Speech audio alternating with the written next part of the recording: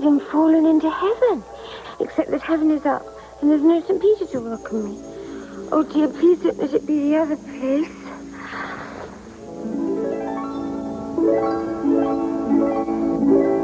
What strange-looking doors. Everything's so dark. Hey everyone, it's Jonathan and welcome back to Wonderland Wednesday. Today we're talking about a recently rediscovered piece of lost media, a version of Alice in Wonderland so obscure not even Jenna, Phantom-wise herself, knew this existed. Alice in Russialand. Probably one of my biggest social media vices is Reddit, and one of my favorite subreddits is r/obscure media and r/lost media. Last month, toward the beginning of January, I was scrolling through Reddit and a post titled, "Found, Alice in Russialand, 1995" showed up on my screen. I didn't even really stop to fully read everything. I clicked the link and copied it to immediately send to Jenna. And much to my surprise, even she had never heard of this thing. That's how obscure this one had been. And probably still is. Because, let's face it, there's really not much of an audience for a bizarre Alice in Wonderland themed Russian history lesson / art piece / criticism of the Russian government, especially one that is 30 years old, is missing a chunk of the beginning, and only exists as a copy of a thing taped off the TV in Brazil. But that didn't matter to me. I'm in the audience for a thing like that, and chances are, if you're listening to this podcast, you are too. So, for Alice in Russialand, I don't know a ton about it, but I'm going to read some of what I found, because I'm subscribed to the Lost Media subreddit, and it popped up on there like a week or two ago. Whenever I sent it to you, was like right after I saw it. Yeah, I had no idea this was a thing until you sent it to me, by the way. Absolutely no clue. Yeah, I'd never heard of it. And because, like, not that I'm an expert, but I see a lot of stuff. Like, I see all the lists of things that people post, like, there's Alice's from here, there, and everywhere. So, like, even if I've never seen it, I kind of have a vague idea of where different Alice versions came from or when they were from. I had never heard of this. Yeah. No, I hadn't either.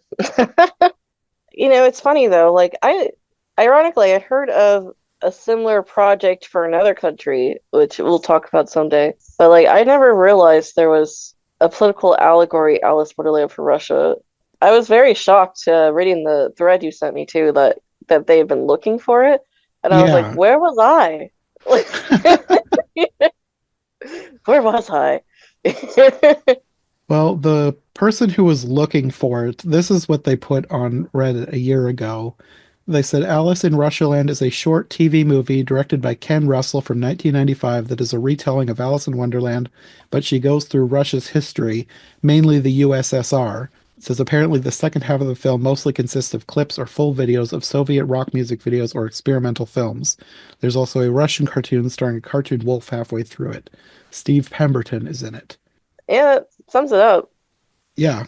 And there's not really any replies on here. There's one person, somebody has some information about it, but they don't have the film. But then 19 days ago, someone posted on the Lost Media subreddit talking about that original post. And they said, long story short, a 45-minute VHS recording of the film was uploaded to Twitter by a Portuguese user. Seems like this recording of the film had already been secretly shared among a few users back then, so he shared it via Twitter, as, according to his words, there were foreigners on Reddit who were dying to find this film, so thanks to him. Out of a 60 minutes of an alleged full runtime, the few minutes from the beginning was unfortunately cut, and the overall quality of the video is not that good due to being overshared. Still, it's nice he decided to share it widely.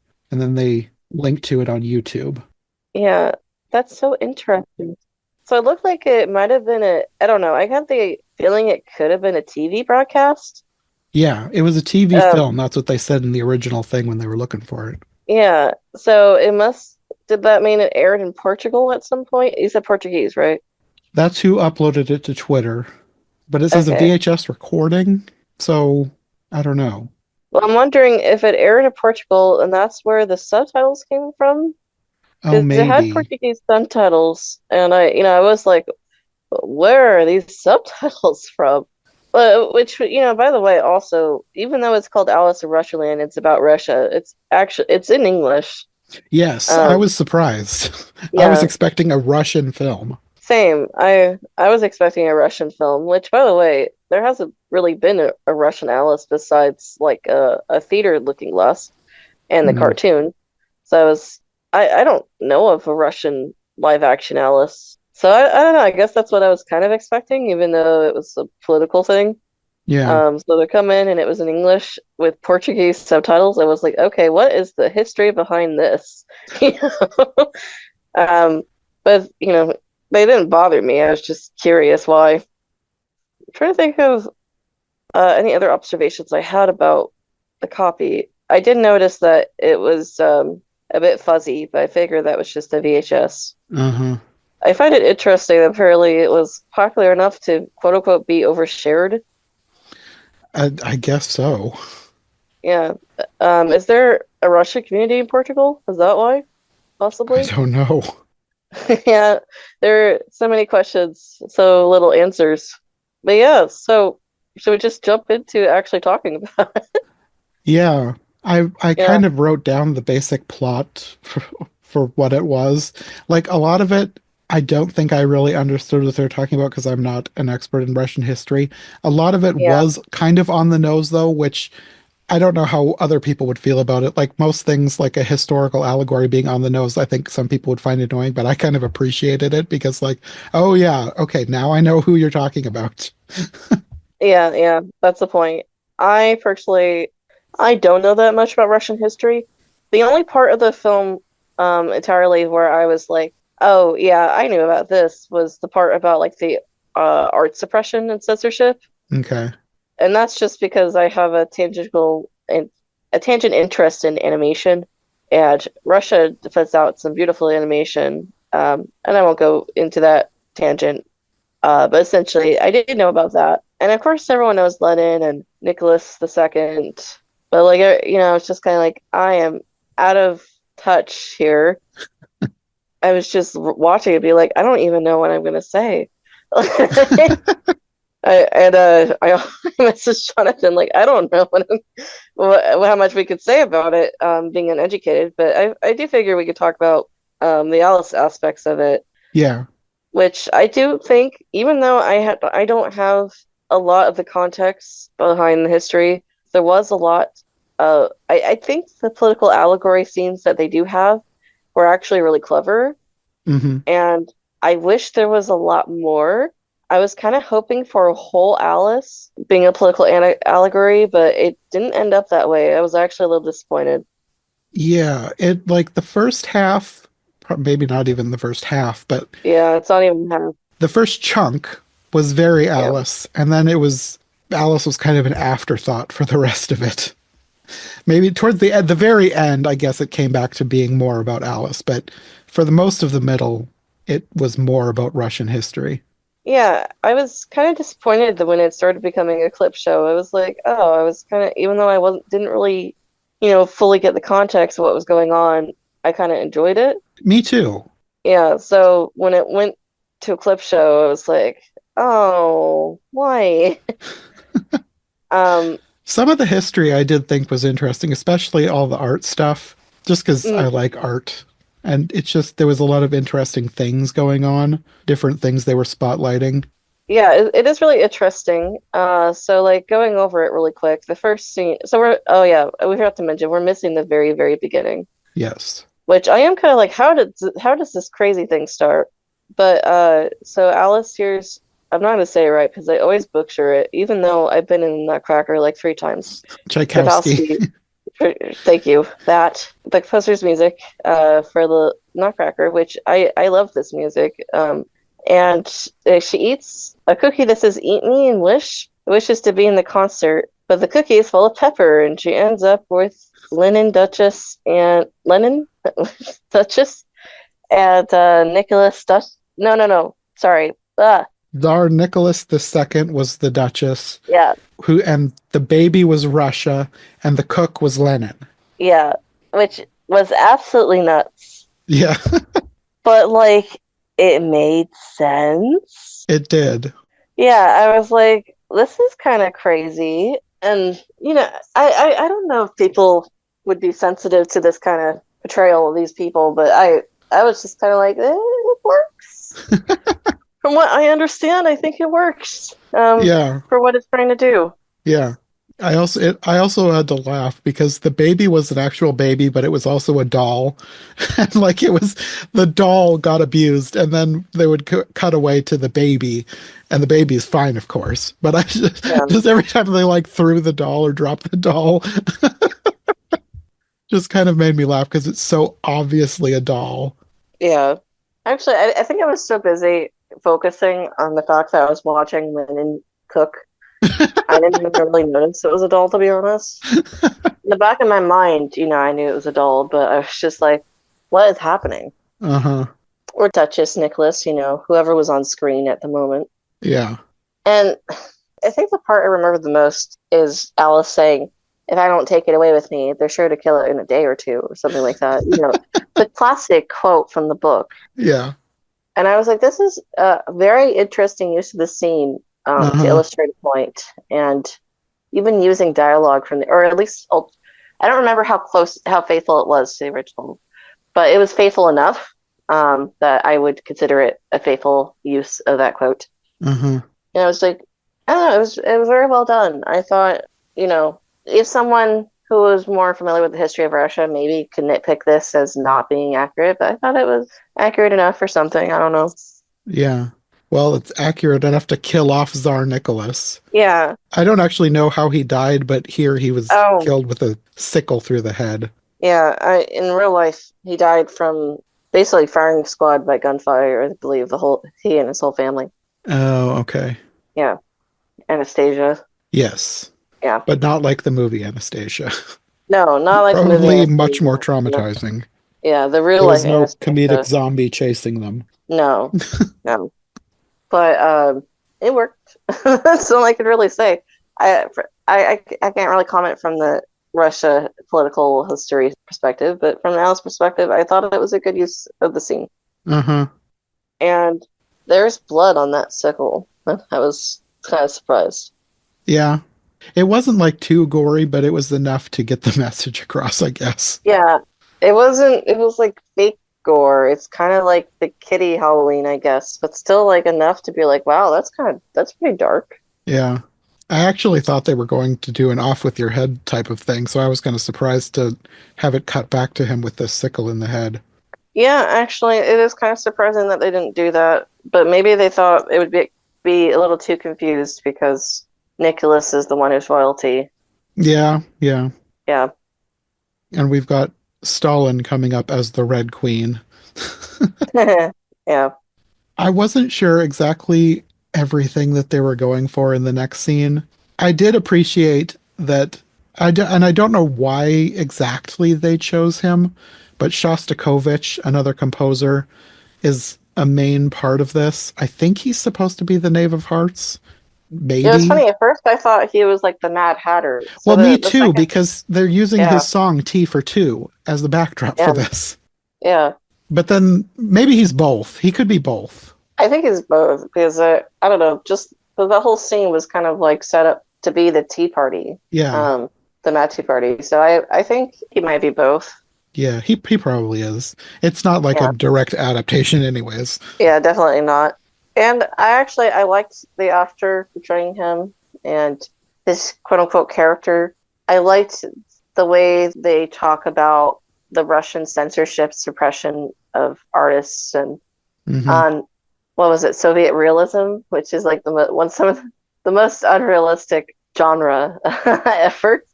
It was a good scene. I think it worked. The T for two sequence was a little too long in my opinion, but There were several scenes like that like I enjoyed them at the beginning and then it was like, okay, when are we going to wrap this up? I did kind of wonder at that point if some of the casts were like dance people, and so they were just like, "Oh, I'll be involved if there's a dance sequence or something." Mm, At least I felt Alice was probably a ballerina. I have no idea if she is or not. I didn't do any research.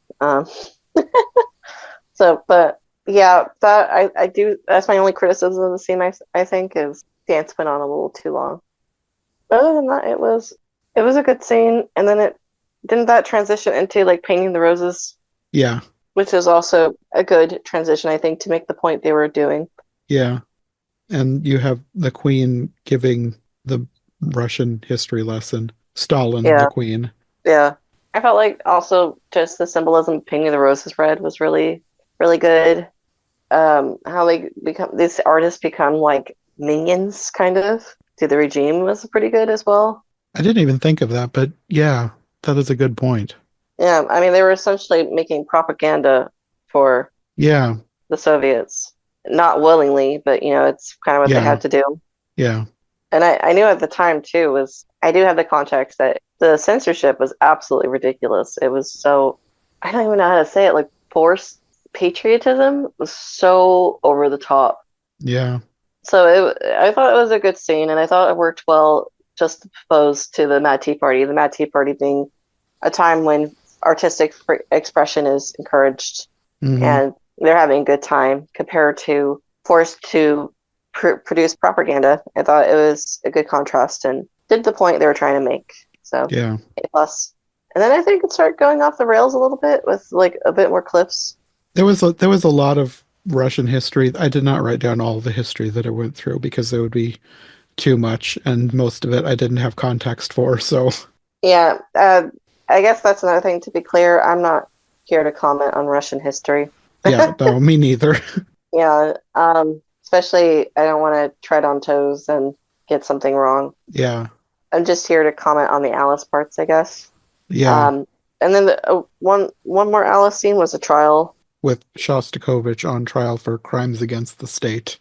Yeah, and they actually like play some of the music, and I thought it was again a very good use of Alice to make a point to illustrate the ridiculousness of a scene in history. I mean, I'm just realizing that's the point of Alice because I was going to ask why Alice in Wonderland because it didn't seem like they used it that much, but now I'm saying it's because Wonderland's ridiculous. So that's the Yeah, point they were like probably trying to make. yes. And yeah, I feel like the trial scene definitely gets across of how ridiculous it is. Uh-huh. I also liked that instead of little animals, the jury was Russian nesting dolls just doing nothing. Oh yeah, love that. I thought it could also be kind of a obviously nesting dolls are Russian, but I also kind of wonder if it was a metaphor because you hide a doll inside each other, but underneath the Soviet Union you kind of have to hide who you really are to portray what the government wants you to be. Mm, And also like I forget exactly what they said, but like speak up, and none of them would speak up because they're all dolls who are too afraid. yeah. So it was a good metaphor. Is that the word? Allegory. Metaphor, allegory, something like Yeah. that. I think it worked to the point they were making. Yeah. And then after that, it just kind of that's when the clip show starts, and that's where I really lost interest. Well, at the end of that scene, it has the scene where she's attacked by the playing cards, but instead of waking up in the real world, she wakes up with the Cheshire Cat. Except I think he says he's Oh the yeah. Chernobyl cat, but then later she calls him Glasnost. And I looked up Glasnost, and the definition that I found says in the former Soviet Union, the policy or practice of more open, consultative government and wider dissemination of information initiated by leader Mikhail Gorbachev from 1985. So I guess this is where some of the strict, I guess, suppression is being taken away, and that's what this is representing. I wasn't really Mm. sure why the Cheshire Cat was this glasnost.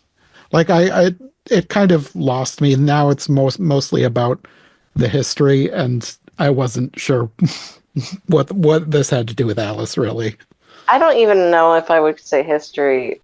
I mean, I obviously there was some history in it, but I feel like a big part of that was just being like, look at what Russia can do today. Yeah, it was more about the entertainment history more than Yeah, like history of the country. and honestly, that's when it started to like kind of wash over me, and I was like, just kind of like, okay, I was kind of in but and out. Like I was parts of it I found boring and parts of it were interesting, parts of it I liked and parts of it were boring. or I had parts I was like, okay, interesting, and then it just kept going on. and on Uh-huh. and on. Like the garbage music went on way too long, in my opinion.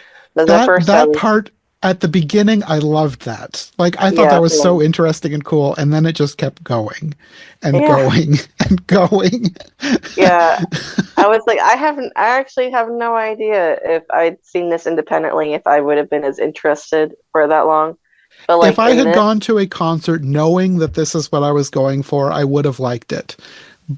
I've gone to weirder concerts. When I was at Iowa State, I would go to the free concerts. There was one where it was just people kind of making rhythmic noises, but not even in tune. It was interesting, but it was not something that I would do again. Like it was interesting to go listen to it that one time. Like I don't even know what the genre would be called because it almost really wasn't music. It was just noises, but it was noises that they specifically pointed out that it is played like this every time. Like they've got all of the things written down that all these noises happen in this order, and it goes mm, on for a long time. It was interesting, but not entertaining enough that I wanted to do it again. I liked this a lot better than that. So if I had gone to a concert that was playing this garage music or whatever it was called, I would have liked this. But in the context of this film, it kind of got old. Like I was waiting for the next thing to happen, and this just kept going on and on and yeah, on. yeah, that's pretty much my viewpoint on it too. Like if you just gave me a quick taste, I would have been like, oh, Yeah, interesting. yeah, Maybe I will look it up or something. But it did keep going on, and I was like, I thought this was an Alice. yeah. Yeah. And I felt myself starting to zone out. A lot of that last section, I felt myself starting to zone out. I zoned out so much, I forgot the Cheshire Cat was even in it.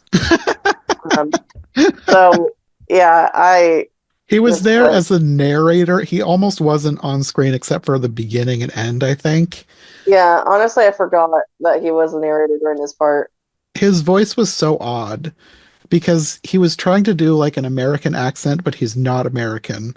I think he was British, but the accent was so forced. It just sounded odd. I think doesn't Alice mention that? He's Yeah, putting on an American accent. there's a comment made about people like fleeing to America or trying to bring America to Russia, and I think he's supposed to represent something in there.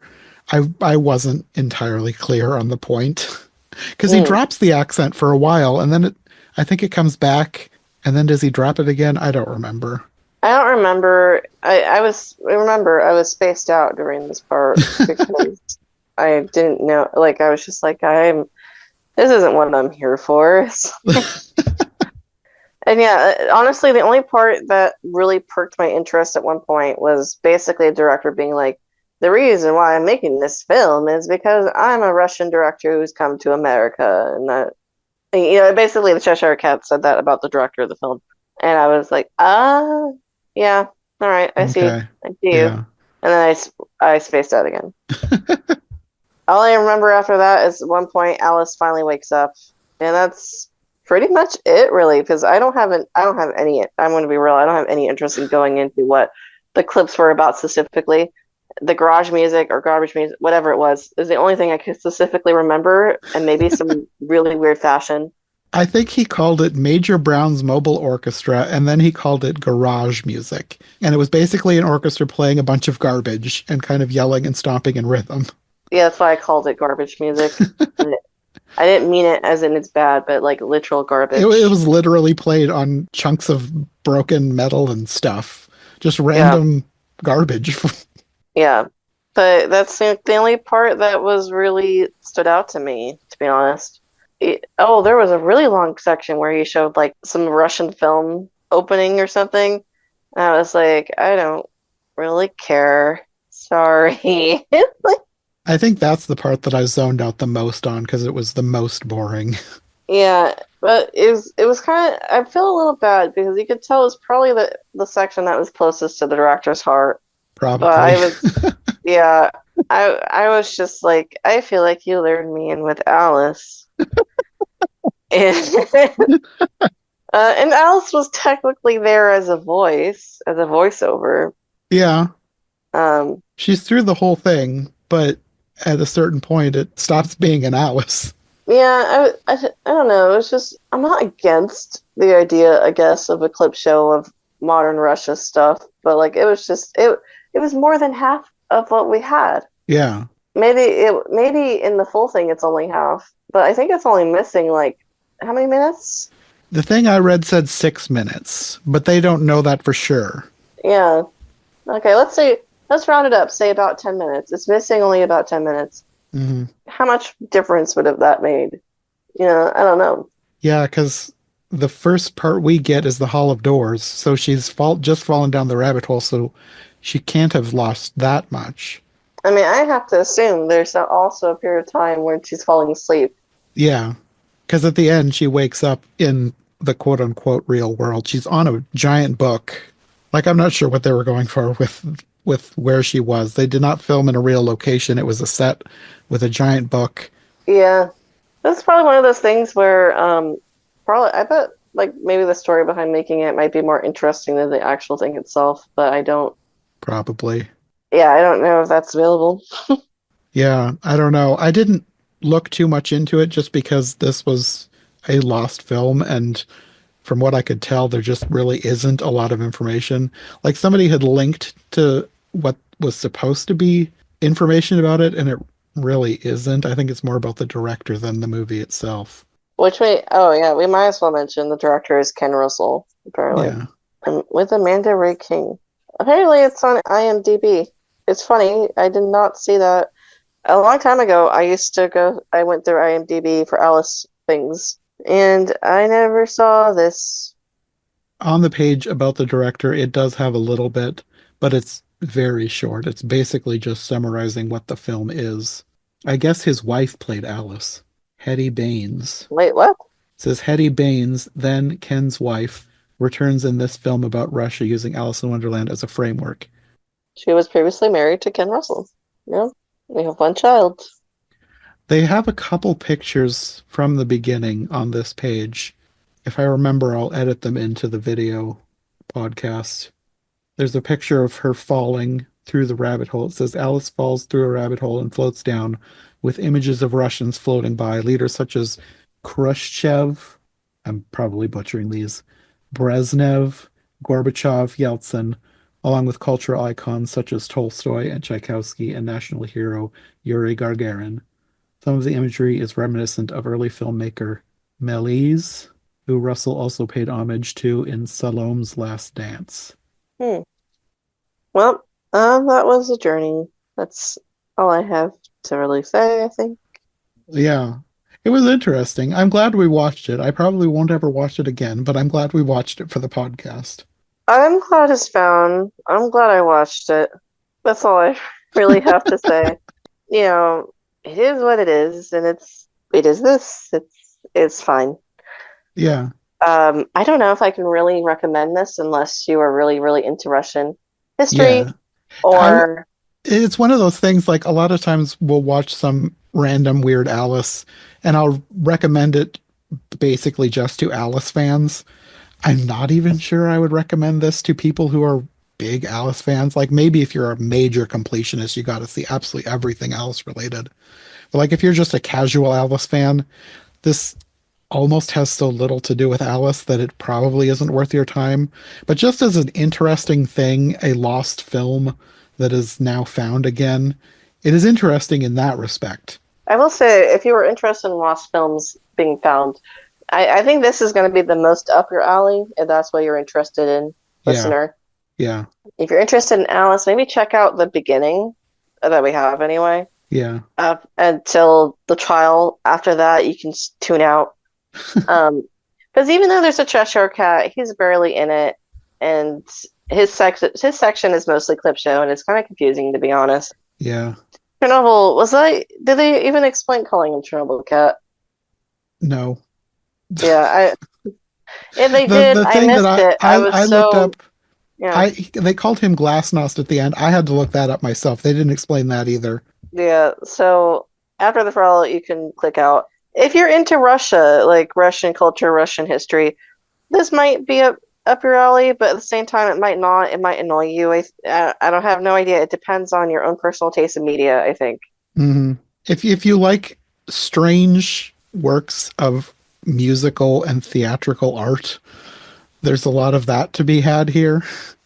The Yeah. garage music, there's some weird contemporary-ish ballet. I guess it was contemporary back in the 80s and 90s. It probably would be not contemporary to today. There was a weird fashion show with strange costumes. It was interesting for the artistic perspective, but just as a random viewer, you'll probably be bored. Yeah, I don't recommend this.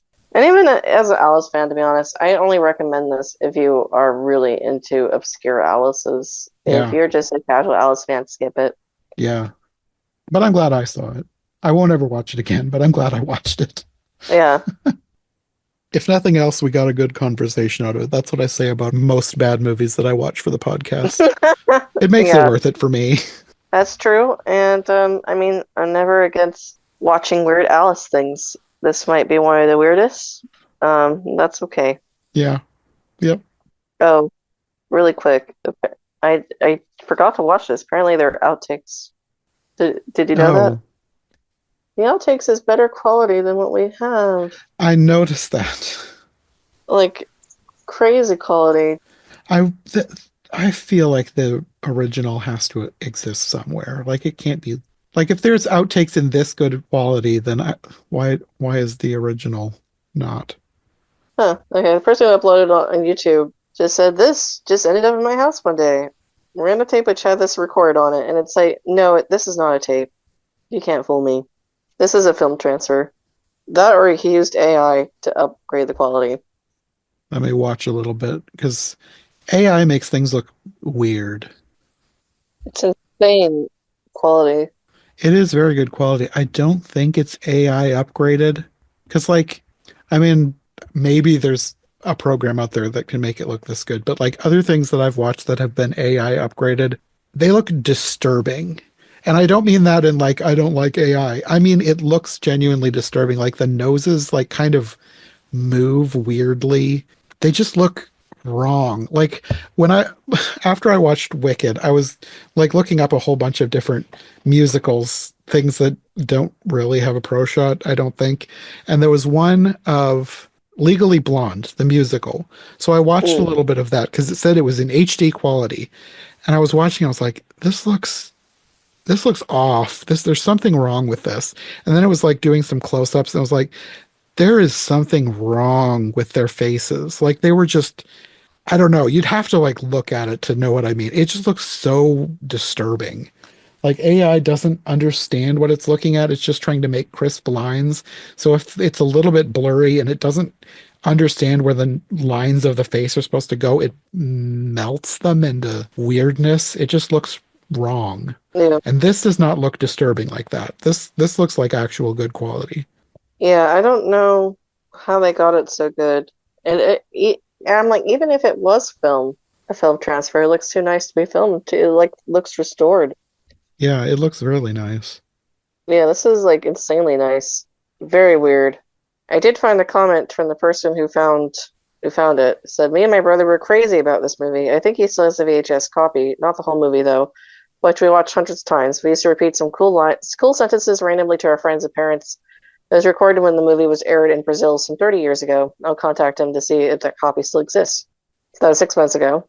And the uploader of the outtake said, "That would be awesome, mate. Thank you very, very much kindly. Truly, I'm eagerly awaiting the follow-up." And then he uploaded, apparently 6 months ago, he uploaded these parts. So that's weird that it only just now turned up on the Lost Media subreddit. Okay. But he uploaded it into two parts, whereas the one we watched was just one part. But it's the same video, so I have to assume somebody downloaded it and stitched it back together, Yeah. put it back up. This version isn't much better quality though. It's still kind of staticky and not great looking. And the beginning is also gone, so No, it's the same. It's the same exact same video. yeah, it even has the weird logo in the top. Yeah, AISEE soft. IC yeah. soft. I have to assume that's the.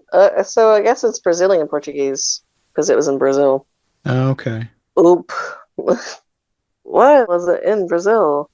I don't know. It just it's kind of weird for kids to watch this movie and be like, quoting quotes from it. What the heck? Do they not have anything else to watch? I mean, kids can like some weird things. I loved Fantasia as a kid. I guess that's not as Honestly, weird as this, but like most kids don't like Fantasia. yeah. Anyway, Okay, well, I think that will be all for this episode of Wonderland Wednesday. We will be back soon with another random Alice. Probably not quite as bizarre as this one, but it'll be interesting nonetheless. Until then, do you want to let people know where they can find you if they'd like more from you? sure. I'm Phantom Wise on YouTube, and log it to the Fairy Tale on YouTube as well for my non-Alice content. Okay. Well, we'll see you next time. See you soon. Thanks for listening to Wonderland Wednesday. If you enjoyed this episode, make sure to subscribe and follow my co-hosts as well. My Linktree and all of our links will be in the description below. If you want more of my content, all my podcasts are available on YouTube as well as most podcast platforms. If you enjoyed this show, check out one of the other podcasts or check out my Patreon for bonus and extended episodes you won't find anywhere else. We'll be back soon with another brand new episode, so thanks for listening and we'll see you next time. Come along and pass through the looking glass into Wonderland.